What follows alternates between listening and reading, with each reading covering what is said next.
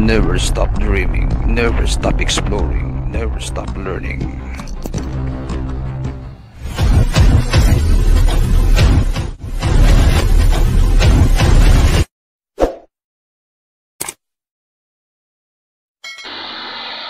Magandang araw mga katiits, welcome back sa ating channel. Sa video ito ay pag-uusapan natin ang treasure deposit in different rock formations. Pero bago ang lahat, nais ko munang magpasalamat sa mga sumusuporta at sumusubaybay sa channel ko. Maraming salamat sa inyo. At sa bago pa lang bumisita sa channel ko, hinihikayat ko kayong mag-subscribe upang mapanood nyo ang mga videos ko about treasure hunting. At hinihikayat ko rin kayo mga katiits natin dyan na suportahan natin ang channel ng kaibigan nating si Rodilo TV. Isa rin itong treasure hunter. At meron din tayong matutunan sa kanyang channel. Okay, papan natin ngayon ang rock formations. Itong nakikita nyo ay mga bato ito na may klase-klaseng formations. Yan. Una natang pag-usapan ay ito.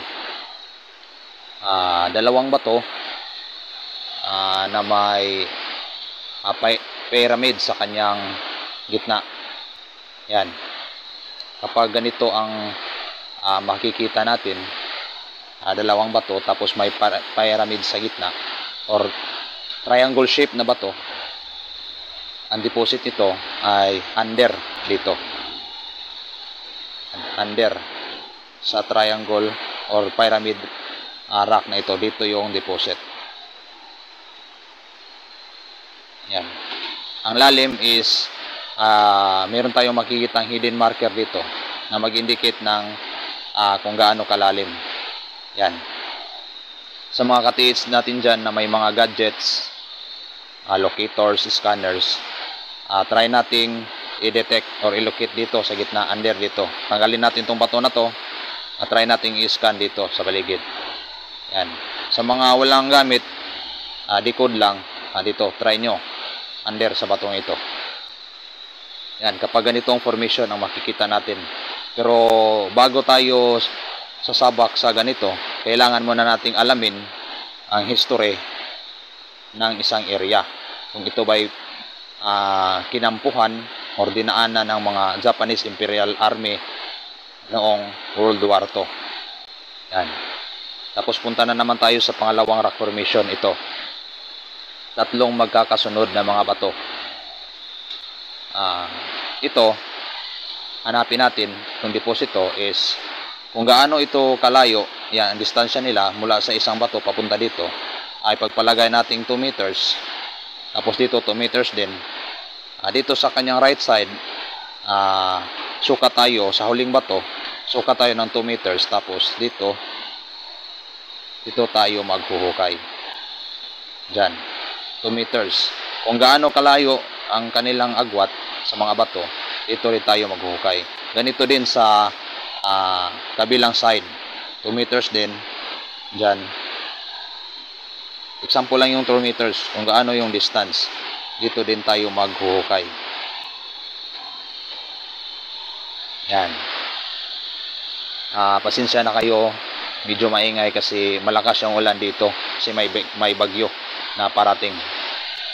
Again, kapag ganitong rock formation, left and right side, sukatin natin kung ang distansya nila. Ipunta tayo sa pangatlong rock formation. Yan. Kung mapapansin natin, para itong rectangle. Yan. 6 na bato na rectangle ang formation. So, paano natin hanapin ang ganitong formation? Yan. Try nating i-hex. Kuna natin ang intersections. Yan. So, ang intersection point niya is dito. Dito. So, dito yung dig spot natin. Yan. Kung meron tayong mga gamit, again, locators, scanners, try nating i-scan dito, i-locate, i-detect kung meron bang masagap yung mga gadget natin. Sa mga walang gamit, test dig dito. Yan. So sa gitna, dalawang deposit ito. dalawang deposit sa gitna, intersection ng 6 na bato. Yan. At punta na rin tayo sa pangatlo. Ito is parang common ito. Triangle formations, rock formations. Yan. Unang ano dito, kung paghanap natin ng big spot is nasa center ng tatlong bato. Paano ba natin mahanap yung center? Yan, mula dito gawa ka ng kuhan ka ng lubid, tapos dito straight mo dito rin, ganyan. So ang kanyang intersection is dito yung big spot para makuha natin ang center kapag triangle formation. Tapos isang triangle formation naman ganito, lalo na kapag tatayo ka dito ka nakatayo, i-compass ka, due north ito, north, south, west. So ang deposit nito ay nasa east, same distance dito, tapos pagpala ganito yung 5 meters dito rin 5 meters. So 5 meters dito, southeast. Yan, tapos mula dito 5 meters northeast. Kapag dito ka tatayo sa gitna 5 meters east, dito yung big spot natin. Yan. Try natin, di ba?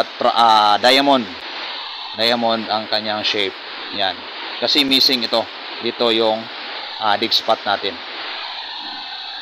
Kapag ganitong formation. Isa ito sa triangle formation. Kapag hindi natin makukuha sa center, try natin dito. Itong pattern na to. Okay, andito na tayo sa ano napapansin nyo sa formation na to. Star formation, ganyan. Star. So, ang deposit ito ay nasa center. Center. Yan. Center sa star formation ng bato. Yan. Kapag meron kayong nakitang star formation ng mga bato, center, try natin sa center. Try nyo sa center. Detect, scan, locate. Test dig sa center. At ang panghuli natin ay ito, single boulder, nag-iisang bato sa area. Wala talagang makitang ibang bato. Try natin under sa batong ito. Yan. Lalo na kapag batong ito is merong sign, circle, yan, arrow, dito, under sa batong ito. Yan. Ito yung mga different rock formations kung saan natin makikita yung dig spot. Okay? Hanggang dito na lang mga katiits, and I hope na meron tayong nakukuhang bagong idea sa video ito. At ingat tayo sa palagi sa explorations at operations, at God bless sa ating lahat.